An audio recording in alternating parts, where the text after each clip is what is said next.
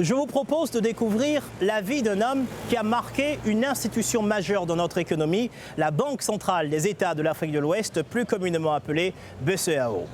Car si l'Union monétaire ouest-africaine brille aujourd'hui sur le plan monétaire, c'est à des hommes et à des femmes hors du commun qu'elle le doit.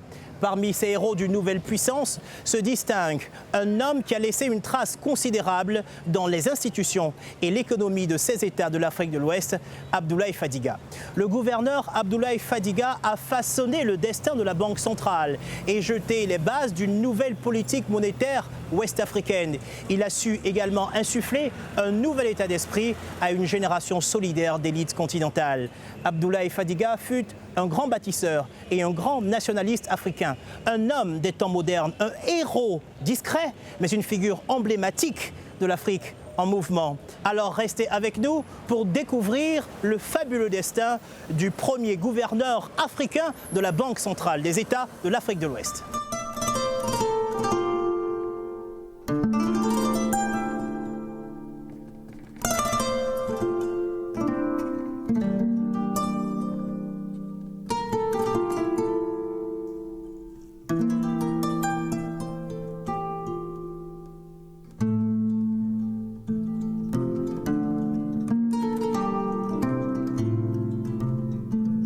Mars 1935, à l'extrême nord-ouest de la Côte d'Ivoire, Touba. Ce jour-là, en ces terres latériques du Mahou, Manama, né Bamba, donne naissance à son premier fils. Son père le prénomme Abdoulaye. Lorsque sa mère était enceinte de lui, donc il avait été prédit, ce garçon-là serait un garçon dont le monde entier entendrait parler, mais qui malheureusement ne vivrait pas très longtemps. Dans ce quartier, à 2 pas d'une mosquée, le jeune Abdoulaye grandit, entouré de ses parents. Il avait une troupe, mais il était l'aîné. Il était l'aîné de la famille. Mais alors qu'il n'a que 4 ans, sa mère décède, fauchée par la maladie. Ça, c'est quelque chose qui a été extrêmement difficile pour lui. Et d'ailleurs, même, il a, je vais dire, cherché sa mère pratiquement toute sa vie. Je pense, c'est ce que tout le monde dit, qu'il avait peut-être une affection particulière pour moi parce que je porte le nom de sa mère qu'il n'a pas connue.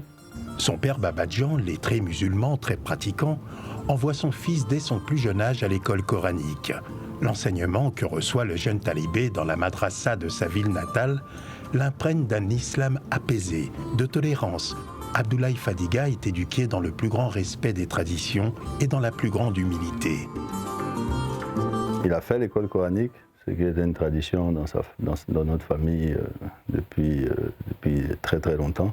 La famille Fadiga est connue dans la région de Mans. Elle se distingue dans le transport et le commerce. Ici, là, était la rue commerciale. On vendait tout. Et c'est le grand-père qui vendait tout, en fait. Le grand-père. Et quand papa sortait de l'école, il venait aider le grand-père ici, quoi. Le jeune Abdoulaye est donc plongé dès son plus jeune âge dans le climat des affaires. Chaque jour après ses cours, il aide son père dans l'épicerie familiale. Ce contexte particulier explique pour beaucoup le pragmatisme dont il va faire preuve en grandissant. Abdoulaye Fadiga est un enfant calme et consciencieux. Alors qu'il a 10 ans, Babadjan, son père, décide qu'il recevra une éducation scolaire. Laye Mori, qui a été le premier pèlerin dans le Mahou, a dit à ses frères, comme nous n'avons pas d'interprète en français avec nous ici, j'aimerais qu'on envoie Abdoulaye à l'école française pour qu'il soit notre relais et l'administration coloniale. L'école publique va révéler au grand jour le potentiel du jeune garçon. Il effectue ses études primaires à Touba, puis à Bingerville. Déjà, les enseignants détectent cet élève sortant de l'ordinaire. Il a commencé l'école plus tardivement que ses camarades. Et pourtant, il réussit à boucler son cycle d'études primaires en 4 ans au lieu des 6 années habituelles. Il décroche sans difficulté le certificat d'études primaires élémentaires et se présente avec succès au concours d'entrée en 6e. Ce qui lui ouvre les portes du cours secondaire d'Abidjan, l'ancêtre de l'actuel lycée classique, où étaient scolarisés les meilleurs élèves de Côte d'Ivoire. Pouvoir avancer, changer d'école il fallait avoir les meilleures notes. Il a mémorisé le Coran. Donc je me dis que quelqu'un qui arrive à mémoriser tout un livre est certainement très intelligent. Ses excellentes aptitudes et la qualité de son travail lui permettent en effet de décrocher en octobre 1948 une bourse pour le lycée de Troyes dans l'Aube, en France. Il réussit brillamment son baccalauréat série philo en 1954. Dans la foulée, il s'inscrit à l'université de Dijon. 1957, il obtient sa licence de droit. Son père a refusé qu'il soit avocat. C'est la raison pour laquelle il s'est réorienté plus vers la partie économie. Il ne s'arrête pas là. 1958, 1959, 1960, il décroche tour à tour les diplômes d'études supérieures, d'économie politique, de sciences économiques et de droit public. Le voilà armé pour affronter la vie active. En marge de ces brillantes années d'études, l'on retient en particulier un engagement politique très intense qui permet d'éclairer quant à la détermination du futur gouverneur. J'ai aperçu des photos de lui dans des manifestations à Paris avec des gens comme Jacques Vergès. Pendant ces années universitaires, Abdoulaye Fadiga s'engage donc dans un militantisme tout azimut. Président de l'Association des étudiants de l'Université de Dijon, président des étudiants ivoiriens de France et vice-président de l'Union générale des étudiants et élèves de Côte d'Ivoire. Mais surtout, il rejoint les rangs de la FEANF, la Fédération des étudiants d'Afrique noire en France. La FEANF a été fondée en 1950 avec l'ambition d'être le fer de lance des idées panafricanistes se plaçant à la pointe du combat nationaliste. Il a toujours été pro-Afrique. Quand on devait voyager, papa refusait qu'on prenne une autre compagnie si ce n'était Air Afrique.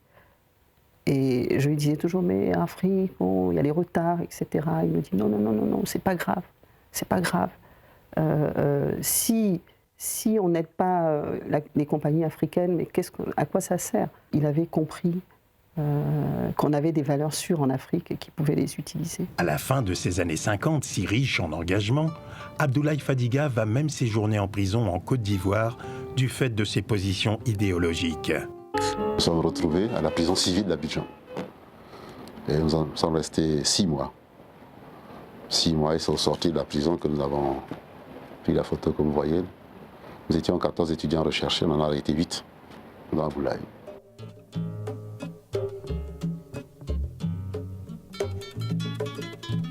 « 1960. Bardé de diplôme, Abdoulaye Fadiga a 25 ans. Le président Houphouët-Boigny le repère très vite. Il est nommé secrétaire général de l'Organisation interafricaine du café, l'OIAC, à Paris. Il y restera 2 ans. 1962, Abdoulaye Fadiga rentre en Côte d'Ivoire. Il y est nommé directeur adjoint de la Caisse de stabilisation et de soutien des prix des produits agricoles, communément baptisée Caisse de stabilisation ou Caisse Tab.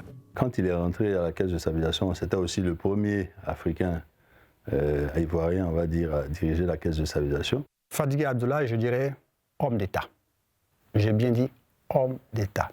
C'est-à-dire quelqu'un qui avait le sens de l'État, le sens du bien commun, et capable de construire. Et c'était ce genre de personne dont on avait besoin, notamment en ce moment de développement de notre pays. En 1968, il en devient le directeur général. Il a tout juste 33 ans. À ce poste, Fadiga s'impose comme l'un des maillons essentiels du développement économique de son pays. Les premières années de l'indépendance, il nous avait été conseillé, parce que le pays avait une vocation agricole très très forte, de diversifier l'agriculture pour mettre plusieurs cordes à notre arc.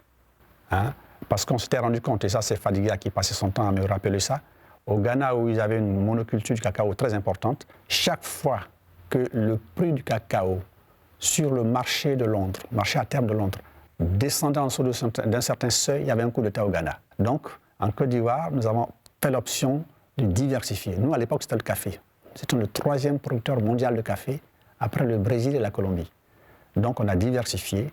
On a commencé à faire du cacao, du coton, les oléagineux de palme, EVA, voilà, la panoplie de produits tropicaux, banane et ananas, où on est passé premier explorateur africain. La réussite de ce que nous avons fait au niveau de la stabilisation, la diversification agricole de la Côte d'Ivoire, qui a permis à ce pays nous avons permis à ce pays de se mettre vraiment sur une rampe de lancement. Vous savez, si les choses avaient continué de façon linéaire comme on l'avait projeté, la Côte d'Ivoire devenait émergent en 2000.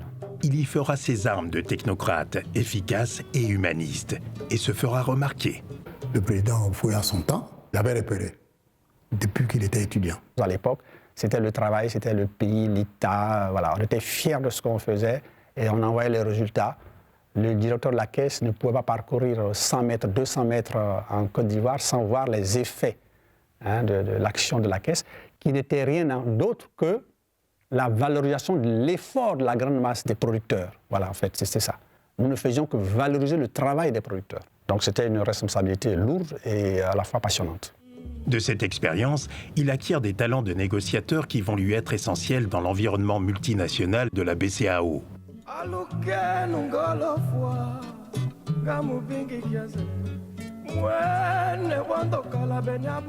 Alors qu'Abdoulaye Fadiga est concentré sur la valorisation et la diversification des produits agricoles en Côte d'Ivoire, l'UEMOA fait face à la sortie de la Mauritanie de l'Union monétaire. Le destin d'Abdoulaye Fadiga va en être directement impacté. En effet, cette sortie de la Mauritanie va accélérer chez les défenseurs de l'Union monétaire l'urgence de mettre un terme à un dispositif hérité de la colonisation. Abdoulaye Fadiga avait déjà une première expérience d'africanisation réussie, celle de la Kestab, qui plaidait en sa faveur. Le président Houphouët-Boigny lui propose de prendre les rênes de la BCEAO. Et il m'avait soufflé le mot parce qu'on était à Touba, dans notre village. On préparait l'arrivée du président Houphouët-Boigny, qui devait arriver. Et puis il a dit, bon, ben voilà, je viens d'avoir une nouvelle. Le président a accepté que j'aille pour travailler à la BCEAO. Je dis, ah bon, moi aussi je ne connais pas, j'ai dit la BCEAO c'est quoi? Donc il a commencé à m'expliquer tout ça. Et puis bon, il dit, ah ben donc on va quitter Abidjan alors, on va passer pour nous. Si quitte Abidjan, on est foutu, hein? On dit, bon, le frère va partir. Et en tout cas, il était très heureux parce qu'il était à la caisse de stabilisation. Et il voulait partir de la caisse de stabilisation. La caisse de stabilisation, à l'époque où Fadiga était là, gérait pratiquement 40% du produit intérieur brut du pays. Il faisait travailler des millions de personnes. C'était le secteur de référence qui devait être bien géré, tenu avec beaucoup de rigueur, ce qu'il a fait admirablement. Il n'avait plus rien à prouver. Il allait en grande montée en puissance.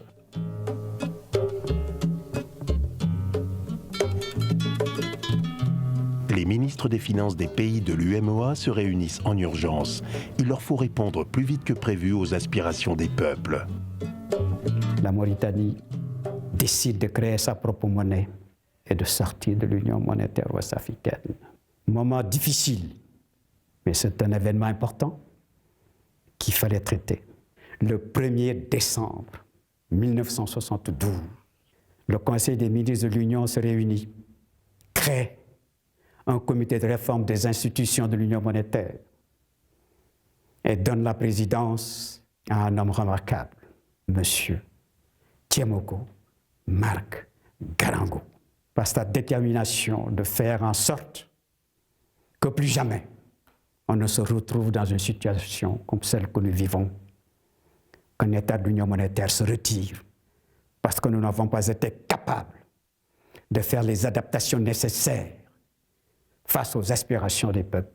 Nous avions pris nos dispositions et nous étions organisés pour apporter notre technicité et notre modeste contribution aux efforts du Conseil des ministres. Et M. Fadiga est chargé de mettre en application les décisions du Conseil des ministres. 11 octobre 1974, la conférence des chefs d'État de l'Union monétaire ouest-africaine, UEMOA, se réunit pour la première fois à Lomé. Abdoulaye Fadiga est nommé gouverneur de la Banque centrale. Il est le premier Africain à diriger l'Institut d'émission. Au moment de sa prise de fonction, la réforme des institutions monétaires de l'UEMOA, engagée en décembre 1972, est déjà achevée. Le gouverneur Fadiga a la lourde tâche de mettre en œuvre cette réforme et de gérer la banque au quotidien.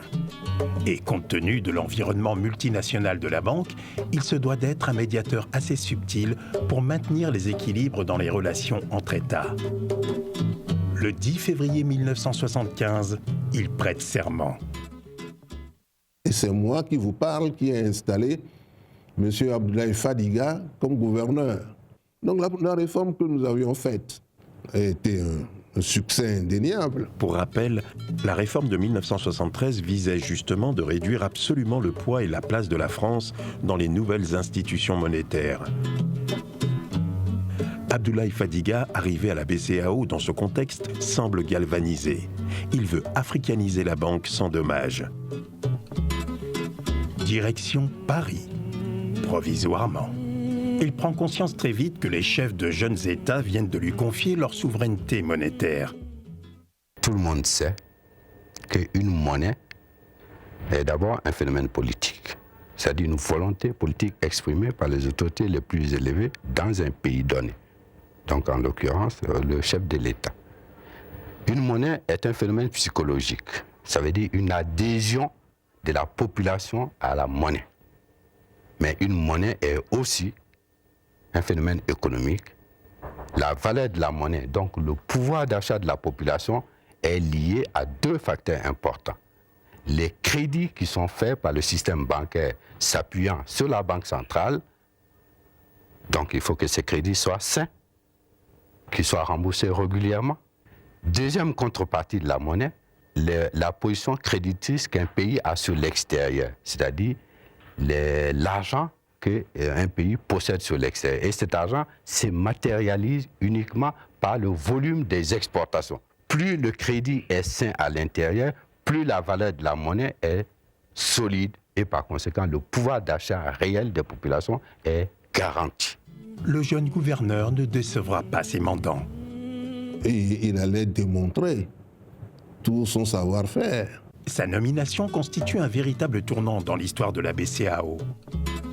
Il s'agit avant tout d'africaniser l'institution et au-delà, de prendre en main la gestion de la politique monétaire. Dans le contexte d'une conjoncture difficile, il faut changer fondamentalement la structure et le fonctionnement d'une organisation héritée de la colonisation. Et M. Fadiga a la responsabilité historique de réaliser cela. Et il le fait avec une détermination de professionnel. Une révolution, un défi à l'époque. C'est pendant cette période que l'exercice réel de la souveraineté au plan monétaire a été assuré par les États qui étaient indépendants depuis 1962. Donc là, c'est un point capital. Sous l'impulsion du gouverneur Abdoulaye Fadiga,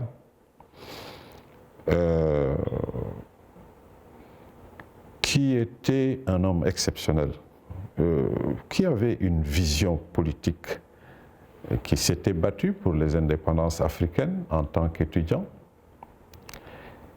qui avait conscience que l'Afrique avait sa place dans le concert des nations dans n'importe quel domaine, qui a su s'entourer de jeunes cadres, patriotes, qui ont compris qu'il fallait s'inscrire dans cette vision du gouverneur Fadiga, tendant à faire de la Banque centrale une banque africaine, au service des États africains et des économies africaines. De plus, la politique monétaire est conjoncturelle par essence. C'est l'actualité qui recommande ce qu'il faut décider. Abdoulaye Fadiga se met immédiatement à la tâche. C'est un homme pressé. De son passage à la Caisse-Tab, Fadiga conservera le mode d'exécution des tâches, c'est-à-dire le plus rapidement possible.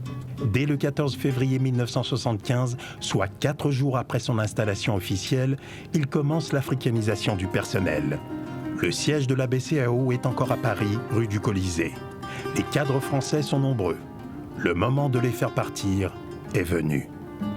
La décision est prise et elle prend effet dans la douleur. Les menaces sont à peine voilées. La BCEAO doit affronter la fureur des cadres français qui l'attaquent devant les tribunaux parisiens pour licenciement abusif. Nous avons liquidé tous les fonctionnaires français. Mais ça a été une audience houleuse, puisque au cours des explications, des interventions, le plaignant a bondi sur moi, n'est-ce pas? Il a voulu me serrer le col. La lutte, ça nous a séparés. Donc le président du tribunal a dit, donc je suspends l'audience. L'avocat de la banque devra faire preuve d'ingéniosité pour amener le juge des prud'hommes à comprendre la symbolique d'une telle restructuration. Les cadres français ne décolèrent pas. Ils prédisent qu'ils reviendront, que la BCEAO n'y arrivera pas sans eux. Abdoulaye Fadiga entend tout.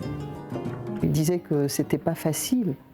C'était pas facile, qu'il avait une vision, mais que pour mettre en place cette vision, il avait beaucoup d'embûches. Les Français, ils ont dit que ça ne pourra pas marcher.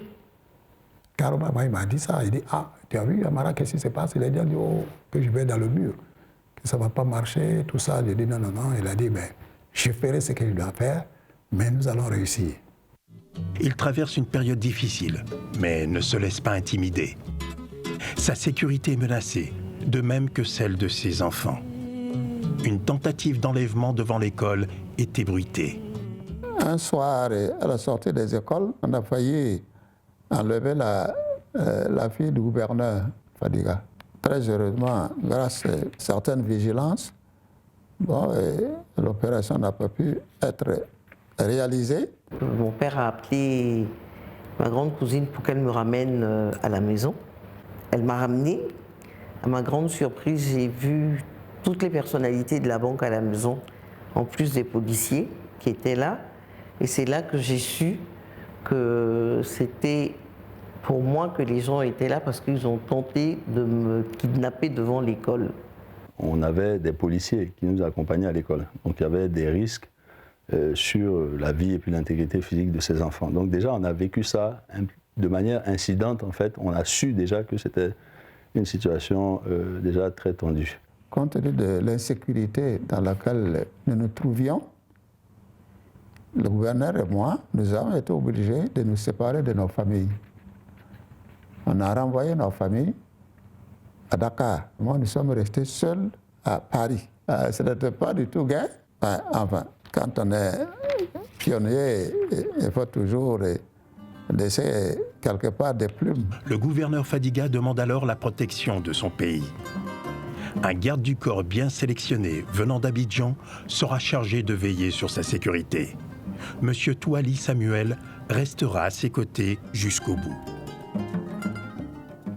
Il m'a dit comme ça que j'ai besoin de vous parce que à ce moment-ci à Paris, je trouve que j'ai besoin d'une personne comme vous auprès de moi pour me surveiller, pour m'aider, pour m'accompagner partout où je vais, faire des dissuasives ou bien de permettre d'être en sécurité. Le gouverneur Abdoulaye Fadiga a conscience de l'urgence de remplacer les Français par des Africains, capables de relever le défi, d'occuper valablement les postes qui seront laissés vacants.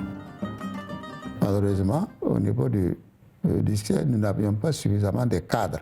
Donc il a fallu donc procéder rapidement à un recrutement direct.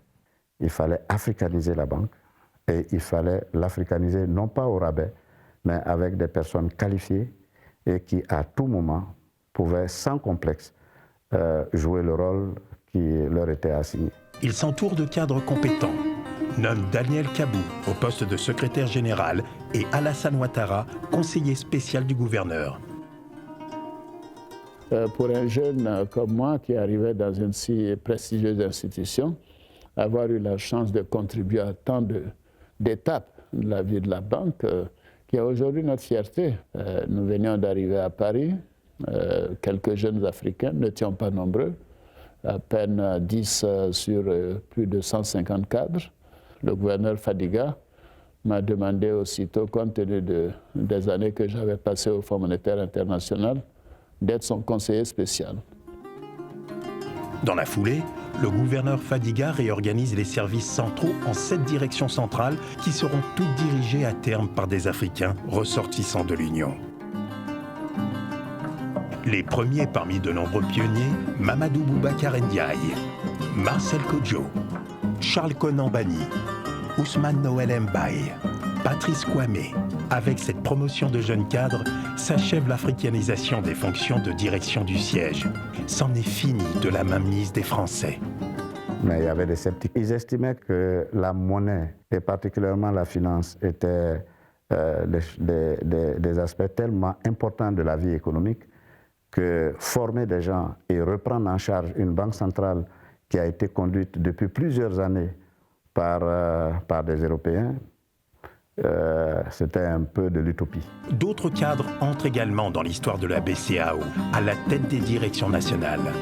Lamine Diabaté pour la Côte d'Ivoire, Adi Niang pour le Sénégal, Boukari Hadji pour le Niger, Patrice Bouévi Lawson pour le Togo, Guy Pognon pour le Bénin et Congo Kassoum pour la Haute-Volta. Quand je jette un coup d'œil en arrière, quand vous reprenez leur parcours de cette équipe, vous verrez qu'ils ont tous, après, assumé des fonctions éminentes dans leur pays. Et c'est pour ça que moi, je ne cesserai vraiment de remercier Abdoulaye Fadiga de nous avoir créé cette atmosphère et d'avoir donné ce leadership qui nous a amenés, jeunes cadres, on avait la trentaine, pour réaliser ce défi. C'est lui qui était chargé de réaliser l'africanisation des cadres. Ce n'est pas la chose la plus facile. Il fallait, disons, régler des problèmes d'hommes qui étaient là depuis des années. Comment, du jour au lendemain, les remplacer par des jeunes Africains, c'était exaltant, mais difficile. Et nous le faisions pendant que nous étions en France. Une fois cette réorganisation accomplie, et au nom d'une symbolique qui lui est chère, le gouverneur Fadiga accélère le transfert du siège, du 29 de la rue du Colisée à Paris à Dakar, en terre africaine. Cela a nécessité une mobilisation de tous les cadres de l'Union, de tous les membres, de tout le personnel technique compétent de la Banque centrale. Sitôt la première pierre posée le 14 mai 1976, les travaux sont conduits au pas de charge et la construction est achevée en 18 mois. Un véritable exploit pour un ouvrage de cette dimension. 22 niveaux et 70 mètres de hauteur. Se déroule alors le transfert de tous les services de la banque à Dakar, sans qu'à aucun moment les activités de la Banque centrale ne soient perturbées. En plus, il ne fallait pas s'éterniser. C'est en ce moment-là que j'ai compris l'expression « comment essuyer les plâtres ». Nous avons littéralement essuyé les plâtres, car il ne fallait pas attendre que tout fût achevé avant, disons, d'habiter l'immeuble. C'était des défis extraordinaires à relever. Parallèlement à ces défis historiques qu'il a su relever avec panache et ténacité, le gouverneur Fadiga inscrit au cœur de son action la promotion d'une élite africaine de qualité formée suivant les meilleurs standards internationaux.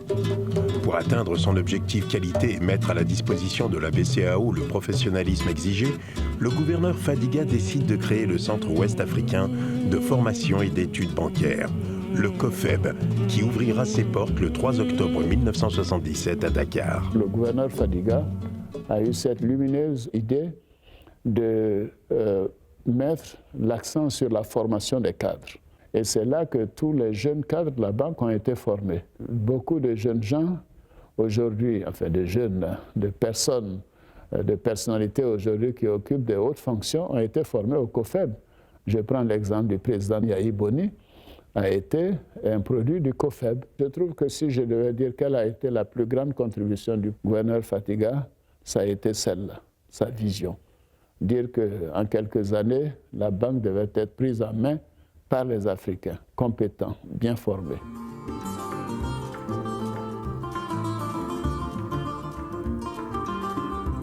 1er juillet 1978, le déménagement est enfin terminé.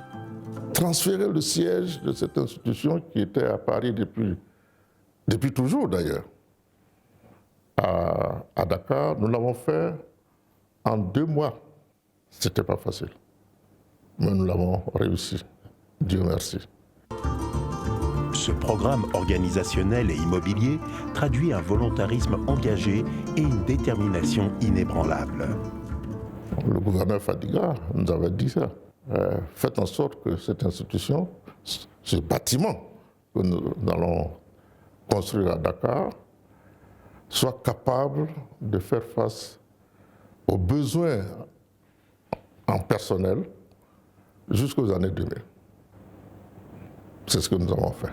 Et le gouverneur Fadiga amplifiera ce volontarisme capable de mobiliser. Il impulse un esprit de sacrifice hors du commun. Nous devions travailler avec donc, les ouvriers sur les chantiers. Mes bureaux à moi, la direction des opérations financières, occupaient 2 étages, le 8e et le 9e. Il n'y avait pas d'ascenseur et il fallait monter à pied tous les jours. Voilà un peu la situation que nous avons vécue pendant presque un an. C'est de cet esprit de sacrifice que leur venait certainement la force de gravir chaque jour les escaliers d'une tour de 22 niveaux, pas tout à fait terminée. Une belle culture d'entreprise qui impose que l'institution prime sur l'individu. Je voudrais rendre hommage au gouverneur Abdoulaye Fadiga pour vraiment son courage, pour sa ténacité, pour son sens de l'organisation, pour sa méthode de travail éprouvée et efficace. Car c'est grâce à sa méthode de travail-là que nous avons pu surmonter les nombreuses difficultés qui se présentaient à nous. Et le transfert du siège de Paris à Dakar a été certainement le couronnement des réformes, n'est-ce pas, des institutions de l'UMOA. Parce qu'il fallait ça, que la Banque centrale ait son siège en Afrique, et tout son personnel. L'inauguration officielle du siège a lieu en présence de tous les chefs d'État de l'UMOA le 26 mai 1979. Dans cette ville de Dakar, République Lébou, qui n'a jamais été conquise, tout un symbole, un moment fort chargé d'émotions. Une fois les célébrations terminées, le gouverneur félicité de toutes parts, c'est malgré tout qu'on le regarde, qu'on attend la banque. Il répand sa culture du travail, insiste sur la ponctualité, s'impose une rigoureuse discipline qui oblige tous les directeurs et collaborateurs à suivre son exemple. À partir du moment où il se préparait pour partir au travail, c'est comme s'il portait un masque. C'était plus la même personne. Il était dans sa fonction, il était dans son travail et vraiment c'était 2 personnes totalement différentes. On sentait la concentration, on sentait le poids de la responsabilité, on sentait la détermination, enfin bon, tout se lisait dans son visage. Mais c'était vraiment autre chose. Et je me souviens d'une fois être allé le voir donc pour parler d'une préoccupation que j'avais avec lui et bon, il ne comprenait pas pourquoi je venais le voir au bureau pour parler de ça. Pour lui, le bureau, ce n'est pas un endroit où on règle les problèmes familiaux, on va dire. C'était un endroit où on travaille et il avait besoin de son temps pour travailler. Donc c'était quelqu'un de très concentré sur son travail et qui vraiment, c'était... Il y a une chose que je ne vais jamais pouvoir faire comme lui, c'était cette passion pour le travail. Il n'y avait que le travail, que le travail. C'était un peu trop pour moi. 7h30, le travail. Et nous partons après que toute la banque soit vidée. À 7h15, il arrive à son bureau avant tout le monde. Et puis moi, il m'appelle à Abidjan, tu es où? Je dis, je suis au bureau. 2 fois, il dit, comment tu es au bureau? Je dis, non, je suis au bureau. Donc c'est vrai, il me surveillait pour que vraiment, je puisse prendre un peu de sa rigueur. Moi, je lui dis, moi, je ne peux pas, c'est ce qu'il te faut. Il nous est arrivé d'organiser des séances de signature de documents qui ont débuté dans l'après-midi et que nous avons terminé vers 22h, 23h. Rien que pour signer les documents contractuels. Sa personne ne comptait pas. C'est toujours les autres. Il ne se sentait vivre que dans la mesure où il avait un sens de la mission. Voilà.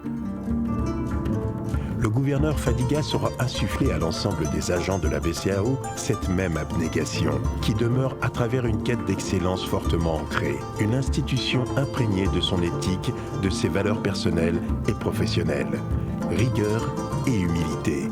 En tant que gouverneur, avec toutes ses responsabilités, il restait un homme simple, d'approche simple, et qui avait des rapports simples aussi, et des rapports humains avec les gens.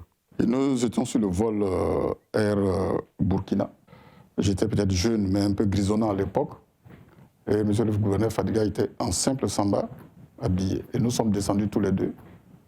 Celui qui était censé l'accueillir pour l'amener au salon d'honneur pour le passage s'est adressé à moi en me disant « Monsieur le gouverneur, le salon d'honneur vous attend. » Alors Fadiga a souri.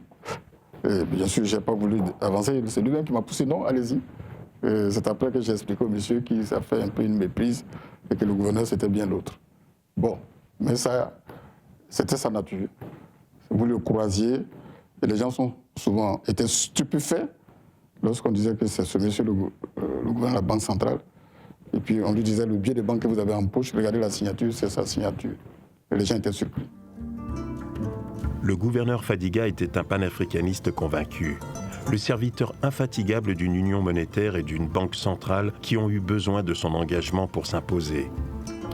Nous avons commencé, nous étions 6, et c'est par cette force donc de l'intégration par la monnaie que nous pouvons accélérer l'intégration économique. C'est d'abord l'élargissement. Abdoulaye Fadiga ne veut plus de défection comme celle de la Mauritanie au moment de la réforme, mais plutôt de nouvelles adhésions à l'Union. Fort heureusement, le Mali rejoint l'UMOA en 1984. La conférence a décidé de l'admission de la République du Mali à l'Union monétaire ouest-africaine. Cette entrée du Mali, de surcroît en pleine crise des années 80, est un véritable moment de joie pour Abdoulaye Fadiga. La récupération du Mali dans le CFA aussi, Dieu merci, ça a pu se faire. Ça, il était très content. Ça a été un grand moment. C'était la première expérience que nous avions. Et il fallait concevoir cette opération-là.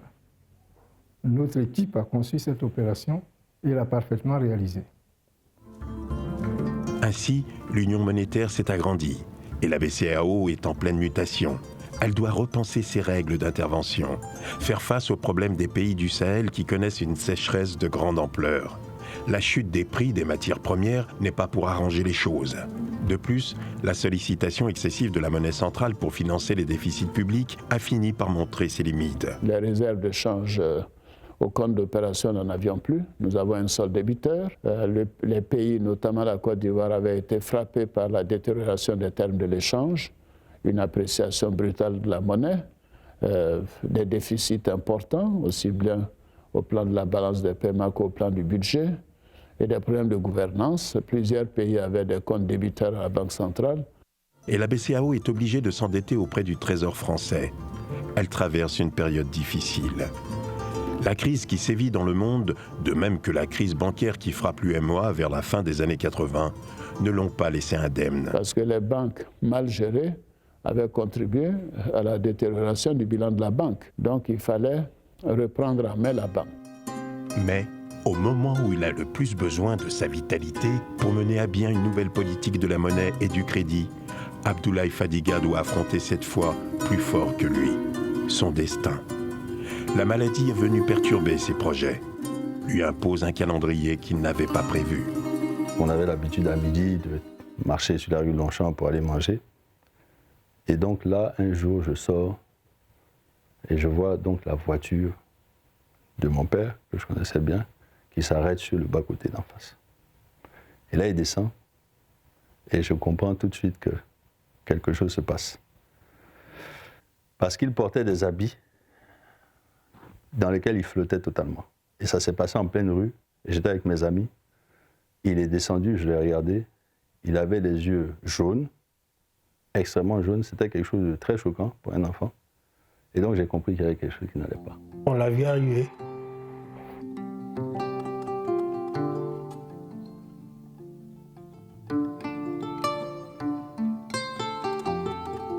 Cette année-là, alors qu'il vient tout juste d'être reconduit par les chefs d'État dans ses fonctions de gouverneur pour un nouveau mandat de 6 ans, Abdoulaye Fadiga ne participe pas aux assemblées annuelles du FMI qui ont lieu à Berlin. Lors d'une réunion des ministres des Finances de la zone franc, il est pris d'un malaise dans une des salles de Bercy. En sa mémoire, cette salle porte son nom, traduisant tout le respect et l'admiration qu'inspirait le gouverneur Fadiga dans le monde économique. Pendant tout le temps qu'il est resté à la banque, il n'a jamais pris de congé. Une seule fois, il est venu ici, il dit, bon, Amara, on va à Mans, parce qu'il avait son ranch, il faisait l'élevage. Il dit, on va à Mans, on est parti d'ici, on est arrivé à Mans à 2h du matin. À 6h, le président Kérékou l'appelle pour dire, bon, il paraît que tu es à Mans, il faut revenir. On a pris les barrages, mais il n'a jamais pris de congé. Il sera allé au bout de ses forces, négligeant comme à son habitude de prendre les vacances méritées auxquelles il a droit, ou le repos recommandé par ses médecins.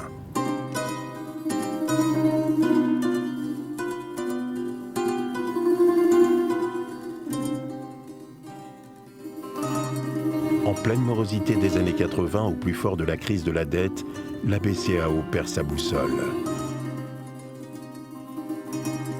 Après 14 années de combats menés, de luttes acharnées pour rendre la gestion de la politique monétaire aux Africains, de défis relevés et d'ambitieux projets menés à leur terme, le gouverneur Fadiga s'éteint à Dakar à l'âge de 53 ans.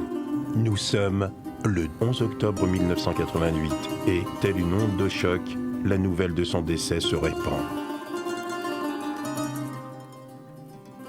Le président Félix Houphouët-Boigny envoie son avion personnel chercher la dépouille de l'illustre disparu. Il sera ramené de Dakar vers son pays natal, la Côte d'Ivoire, afin que des honneurs mérités lui soient rendus. À Abidjan, les hommages se succèdent. Son humilité est unanimement saluée. Les messages de condoléances affluent de partout.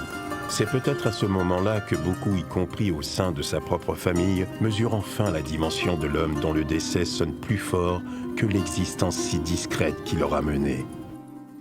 Notre père était un bon père, un très bon père de famille. Mais c'est après son décès que j'ai réalisé qu'il avait des responsabilités assez importantes, que je me suis rendu compte de toutes les charges qu'il avait. Ses obsèques font venir à Abidjan, puis à Mans, où il sera enterré le 14 octobre 1988, de très nombreuses sommités du monde politique et de la finance. L'affliction se lit sur tous les visages.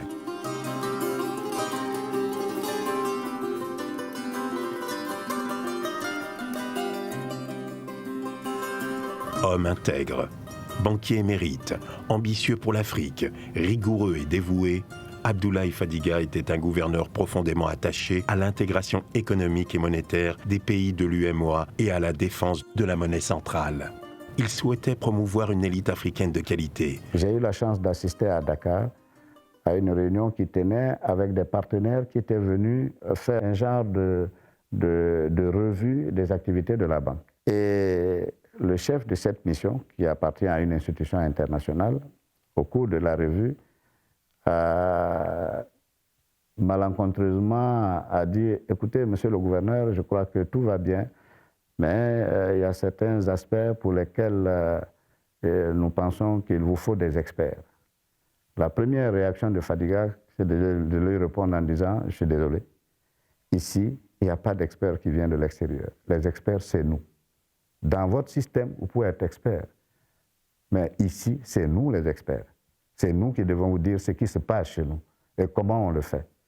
Vous ne pouvez pas intégrer et je ne pourrais pas accepter d'experts ici. » Ça, pour quelqu'un qui était là, je crois que c'est suffisamment stimulant pour dire « je refuse par ce que je fais, par ce que je sais et par ce que je conduis, que quelqu'un puisse prétendre être expert à ma place ici. » Il ne tenait pas à donner de la Banque centrale l'image d'une institution dispendieuse et d'argent facile.